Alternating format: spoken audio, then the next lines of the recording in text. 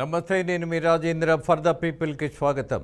మొదటిగా ఆంధ్రప్రదేశ్ రాజకీయాలను మనం గమనిస్తున్నప్పుడు, అలాగే విపక్షంలో ఉన్నటువంటి ప్రధాన నాయకులు మాట్లాడుతున్నటువంటి మాటలు గమనిస్తున్నప్పుడు విమర్శగా ఉండాలి అన్నటువంటి ప్రధాన లక్షణం నాయకులకు ఎందుకు కొరవడుతోంది?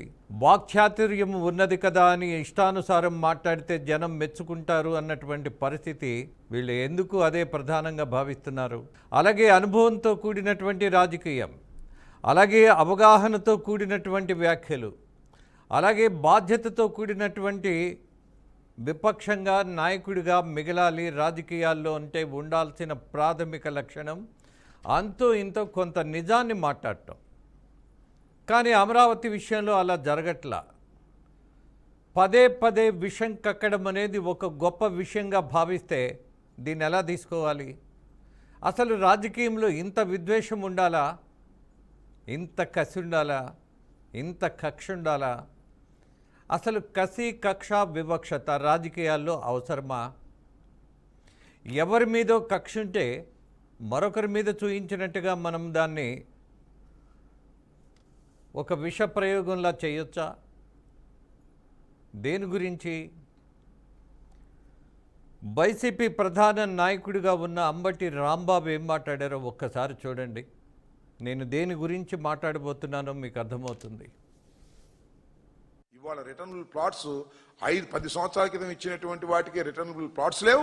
ఇవాళ కొత్తగా సేకరణ చేయాలనేటువంటి ప్రయత్నం చేస్తారు కూడా. బెదిరిస్తారు, బతిమలాడతారు, ఏయో ఆశలు చూపుతారు, మళ్ళీ తీసుకునే కార్యక్రమం చేస్తారు. వాళ్ళ బాధ ఇంత అంతా కాదు. ఈ రాజధాని నిర్మాణం పూర్తి కాదు. రైతుల గోడు వినేవాళ్ళు లేకుండా పోతాడు. సామెత చెబుతారే, అక్కర తీరిన తర్వాత సామెత లాగా ముందు భూములు ఇచ్చేటప్పుడు మాత్రం అద్భుతంగా త్యాగమూర్తులని చెబుతారు. భూములు ఇచ్చేసిన తర్వాత వాళ్ళని సిఆర్డీఏ చుట్టూ తిప్పుకునే కార్యక్రమం, పలకరించే కార్యక్రమం లేని ఒక దీనస్థితికి నెట్టబడేటువంటి కార్యక్రమాలు జరుగుతూ ఉన్నాయి.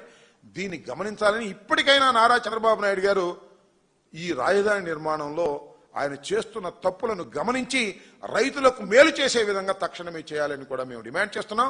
రైతులకు తక్షణమే రిటర్నబుల్ ప్లాట్స్ ఇచ్చి రిజిస్టర్ చేయాలి. ఎందుకు సమాధానం చెప్పండి? 10 సంవత్సరాల పాటు వాళ్ళు మీరు రిటర్నబుల్ ప్లాట్స్ ఇవ్వకుండా ఎందుకు అడ్డుపట్టారు? మేము ఒక 5 సంవత్సరాలు ఉన్నాం అనుకోండి, అది వేరే విషయం. మిగతా సంవత్సరాలు ఏం చేస్తున్నారు మీరు అడుగుతా ఉన్నా. ప్రభుత్వం అధికారంలోకి వచ్చిన తర్వాత మీరేం చేస్తున్నారని అడుగుతా ఉన్నా. కేవలం ఇంకా సేకరణ చేయాలనే ఉద్దేశం కానీ సేకరణ చేసినటువంటి భూముల పరిస్థితి మీరు పట్టించుకోవడం లేదు. తన దూర కంత లేదు, మెడకు ఒక డోర్ అన్నట్టుగా అయిన దానికి 50 ఎకరాలకు 50,000 ఎకరాలకు దిక్కులేదు. కానీ ఇంకా 20,000 ఎకరాలు కావాలి, 50,000 ఎకరాలు కావాలని సర్వనాశనం చేసే కార్యక్రమం చేస్తున్నారు. రైతుల్ని పచ్చి దగా మోసం చేసే కార్యక్రమాన్ని చంద్రబాబు నాయుడు గారు చేయటం చాలా దురదృష్టకరం. ఇప్పటికైనా రైతాంగం ఆలోచించుకోవాలి. ఇది ఒక దుర్మార్గమైనటువంటి ప్రభుత్వం. అంబటి రాంబాబు గారు మాట్లాడిన విషయాలు ఆయనకి హక్కు లేదా? ఆయన ఏదైనా మాట్లాడవచ్చు కదా. నమ్మింది నిజమే. ఒక ప్లాట్ఫామ్ సరుకు అయితే ఎవడైనా ఏదైనా మాట్లాడవచ్చు. బట్ అంబటి రాంబాబు మాజీ మంత్రి, అలాగే సుదీర్ఘమైనటువంటి రాజకీయ ప్రస్థానం ఉన్నటువంటి నాయకుడు. ఆ నాయకుడి యొక్క భావాలు నచ్చాయా? ఆ పార్టీ యొక్క సిద్ధాంతాలు ప్రజలు మెచ్చుకున్నారా లేదా అన్నది ఇక్కడ ప్రస్తుత అంశం. కానీ రైతుల గోడు వినిపించుకొని ప్రభుత్వం ఇవాళ ఉన్నటువంటి కూటమి ప్రభుత్వం అని అంబటి గొంతెత్తి మాట్లాడుతున్నారు. 5 సంవత్సరాలు 5 years వైసీపీ పాలనలో ఈయన మంత్రిగా కూడా ఉన్నాడు. అలాగే అనేకమైనటువంటి అమరావతి సమస్యల మీదే మాట్లాడండి అని వేడుకున్నటువంటి వేలాది మంది ఉన్నారు. వీళ్ళ కళ్ళ ముందు రైతులు నిరాహార దీక్షకు కూర్చొని ఒక ఉద్యమ స్వరూపానికి వెళ్ళవలసిన పరిస్థితి ఎందుకు వచ్చింది? గత ప్రభుత్వ నిర్లక్ష్యం మూలాన, గత ప్రభుత్వానికి ఉన్నటువంటి అహంకారం మూలాన, గత ప్రభుత్వంలో ఉన్నటువంటి నాయకులకి మదమెక్కి మాట్లాడినటువంటి మాటల వల్ల కన్నీళ్ళు ఎవరికి? ఆ రైతులకి. ఒత్తిడి ఎవరికి? ఆ భూములు ఇచ్చిన రైతులకి. నరకం పడింది ఎవరు? ఆ ప్రాంత వాసులే.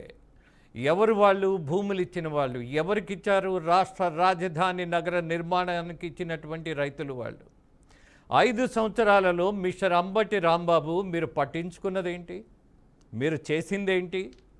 ఫైన్, మీరు 3 రాజధానుల దగ్గర ఉన్నారు, నమస్కారం. గొప్ప ఆలోచన చేశారేమో, చాలామందికి లేనటువంటి ఒక విజన్ మీకే ఉందేమో, మీ పార్టీకే ఉందేమో, మీ నాయకుడికే ఉందేమో. ముఖ్యంగా అంబటి రాంబాబు అన్నటువంటి నాయకుడికి అత్యంత విజన్ ఉన్నదేమో, అలానే భావిద్దాం. మరి 3 రాజధానుల్లో ఎక్కడైనా ఒక ఇటుక వేసి ఒక తట్టెడు మట్టి పోసి ఇదిగో ఇక్కడ పునాది వేశామని చూపించగలరా? మీకేం అర్హత ఉన్నదని ఇవాళ అమరావతి రైతులు భుజాన వేసుకొని మాట్లాడినట్టుగా ఈ నాటకం, ఈ ఏకపాత్రాభినయం, వాక్చాతుర్యం ఉన్నది కదా అని ఏది మాట్లాడితే అది పరమ అసహ్యంగా పరమ బూతుగా కనపడుతుంది అన్నటువంటి విషయం మర్చిపోతే ఎలా? ఇవాళ విపక్షంలో కూర్చొని మనం ఏదో మాట్లాడేస్తే కుదురుతుంది. ఇవాళ ఉన్నటువంటి ప్రభుత్వాన్ని మీరు విమర్శించవచ్చు, that is your right. But దేని గురించి మాట్లాడుతున్నారు? చంద్రబాబు అనే నాయకుడి మీద మీరు 100 విమర్శలు చేయండి. కూటమి ప్రభుత్వంలో ఉన్నటువంటి నాయకుల మీద వాళ్ళు దోపిడీ చేస్తే జనం మధ్య పెట్టి కడిగి పారేయండి. బట్ రైతుల గురించి మాట్లాడే అర్హత కనీసం మాత్రం ఉందా మీకు? ఆ రైతులను క్షోభకు గురి చేసింది మీరు కదా, అది గమనించింది జనం కదా, మిమ్మల్ని 11 సీట్లకి పరిమితం చేసింది మీ దుర్మార్గం వలన కదా, మిమ్మల్ని అసహించుకుంటున్నది మీ అబద్ధాల వల్ల కదా. మీరు రాజకీయాల్లో పనికిరారు, అసలు మనుషులుగానే సమాజంలో ఉండకూడదని మీ నాయకులు మాట్లాడినటువంటి బూతుల వల్ల కదా. ఈ రాష్ట్రంలో ఉన్నటువంటి మహిళల మీద మీరు చేసినటువంటి దుర్మార్గమైనటువంటి వ్యాఖ్యల వల్ల కదా. ఒక దళితుడిని ఘోరంగా హత్య చేసి హోమ్ డెలివరీ ఇచ్చి నేనే చంపేశానని డిక్లేర్ చేసినటువంటి ఒక ఎమ్మెల్సీ అనంతబాబుని భుజానేసుకొని మోసింది మీరు కదా. పోనీ అవన్నీ పక్కన పెడదాం, కేవలం అమరావతి గురించే మాట్లాడదాం. బికాజ్ అమరావతి ఆ ప్రాంతంలో పుట్టి పెరిగినవాడు, ఆ నీళ్లు తాగినవాడు కాబట్టి అంతైనా ఇంతైనా కొంచెం ఇది ఉంటుందేమో అన్నటువంటి నమ్మకంతో మనం మాట్లాడదాం. ఇవాళ ఆయన మాట్లాడినటువంటి వ్యాఖ్యలేంటి? భూములు ఇచ్చినటువంటి వాళ్ళు త్యాగమూర్తులను గుర్తించారు కదా అన్నారు. మరి మీరు గుర్తించలేకపోయారా? మరొక మాట అన్నారు, రైతులకు మేలు చెయ్యాలట. ఈయన అడుగుతున్నారు. Mister Ambati Rambabu is demanding Amaravati రైతుల గురించి. ఎంత హాస్య చిత్రం చూస్తున్నాం, ఎంత కామెడీ షో మనం గమనిస్తున్నాం. అమరావతి రైతులను మీరేం మాట్లాడారు? మీ మీడియాలో, మీ పత్రికల్లో మీ పార్టీ నాయకులు మాట్లాడింది ఏంటి? అమరావతి వేసల రాజధాని అన్నవాడిని నడిబొడ్డున ఏమాత్రం చట్టబద్ధమైనటువంటి అవకాశం ఉంటే ఉరి తీయాలి, కానీ వదిలేసాం. కనీసం అలాంటి వాళ్ళని సమాజంలో లేకుండా బహిష్కరించాలి, కానీ క్షమించాం. ఎన్ని మాటలు అన్నారు మీ మంత్రులు, ఎన్ని అబద్ధాలు చెప్పారు, ఎంత పొగరు చూయించారు. అమరావతి అది బుద్ధున్నవాడు మాట్లాడాల్సిన మాటైనా? అమరావతికి కమ్మ సామాజిక వర్గానికి ఉన్న సంబంధం ఏంటి? అసలు ఆంధ్రప్రదేశ్లో కమ్మోడన్నవాడు బతకకూడదా, ఉండకూడదా? పోని వాళ్ళని బహిష్కరిద్దామనంటే ఇవాళ విపక్షంలో కూర్చున్నటువంటి మీరు అదొక ఉద్యమం చేయండి. ఆంధ్రప్రదేశ్లో అసలు కమ్మోడు ఉండకూడదని ఒక ప్రచారం. దమ్ముంటే, ధైర్యం ఉంటే, కనీసం ఆ లక్షణం మీ దగ్గర ఉంటే, ఏ లక్షణం? నాయకుడి లక్షణం మీ దగ్గర ఉంటే టేక్ ఏ స్లోగన్. ఈ కులానికి సంబంధించిన వాడెవడు రాష్ట్రంలో ఉండకూడదు అని టేక్ ఏ స్లోగన్. మాట్లాడడం కాదు రాంబాబు గారు, అసలు కొంతమంది రాజకీయాల్లో ఉండకూడదు అన్నటువంటి పరిస్థితి మీలాంటి వాళ్ళ వల్ల తీసుకొచ్చారు. మీకున్న అర్హతలు ఏంటి అని అంటే బూతులు.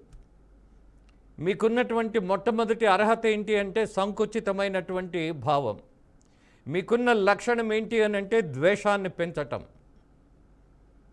ఇవాళ ప్రభుత్వం మీద మీరు ఏ విమర్శలైనా చేయండి, వెల్కమ్ వెల్కమ్ వెల్కమ్. తవ్వి తీయండి ఎక్కడ అవినీతి ఉన్నదో. ఏ నియోజకవర్గంలో ఇవాళ కూటమి ప్రభుత్వంలో ఉన్నటువంటి నాయకులు, ముఖ్యంగా ప్రజాప్రతినిధులు దోచుకుంటున్నారో దాన్ని తీసుకొచ్చి జనం మధ్య పెట్టండి, మీకు సలాం కొడతారు. కానీ మీరు మాట్లాడేదేంటి? ఎంతసేపు కక్ష, కసి, పగ, జరిగే మంచి జరగకూడదు, అమరావతి అనేది నిర్మాణం జరగకూడదు, ఆంధ్రప్రదేశ్కి ఇంత గొప్ప రాజధాని ఎందుకట? If you are not interested, you just leave Andhra Pradesh. ఏ అడవికి వెళ్తారో, ఏ రాష్ట్రానికి వెళ్తారో, ఏ ప్రాంతానికి వెళ్తారో it is up to you. But ఒక నగర నిర్మాణం జరుగుతున్నప్పుడు దాంట్లో ఉన్న లోపాలను మాట్లాడండి, దాని మీద విశ్లేషణ చేయండి. రైతులను దగా చేస్తున్నారు అన్నారు. మీరు వెళ్ళి ఆ ప్రాంతంలో కూర్చొని, రైతులారా మీకు దగా జరుగుతోంది, నేను నిలబడతానని మీరు వెళ్ళండి. మీతో ఒక్కడొస్తే, మీ మాట నమ్మి ఒక్క రైతు ముందుకు వస్తే, రైతు పేరుతో పెయిడ్ ఆర్టిస్టులు రాకుండా నిజమైనటువంటి రైతులు మీతో ఎంతమంది నడుస్తారో ఒక్కసారి చిన్న ప్రయోగం చేద్దామా రాంబాబు గారు?